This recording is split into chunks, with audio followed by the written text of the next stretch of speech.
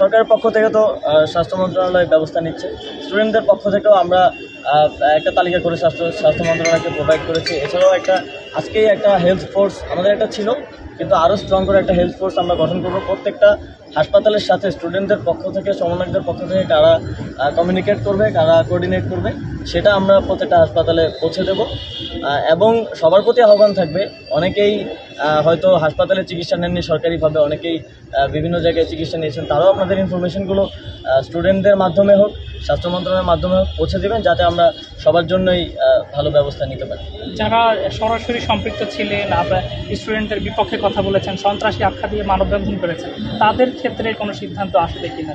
তাদের ক্ষেত্রে অবশ্যই সিদ্ধান্ত আসবে, যথাযথ তদন্ত এবং যথাযথ তথ্যের ভিত্তিতে তথ্য প্রমাণের ভিত্তিতে তাদের ব্যাপারে আমরা সিদ্ধান্ত নেব। তবে সেটা একটু সময় লাগবে। আমরা চাই না কোনো নিরপরাধ ব্যক্তিও এর মধ্যে এটার বলি হোক।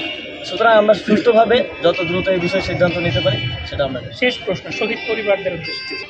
শহীদ যারা আমাদের এই আন্দোলনে শহীদ হয়েছেন, তারাই একটা সুন্দর বাংলাদেশ আমাদেরকে উপহার দিয়েছেন, এবং তাদের প্রতিনিধি হিসেবেই এই বাংলাদেশ সরকারে আমরা আছি।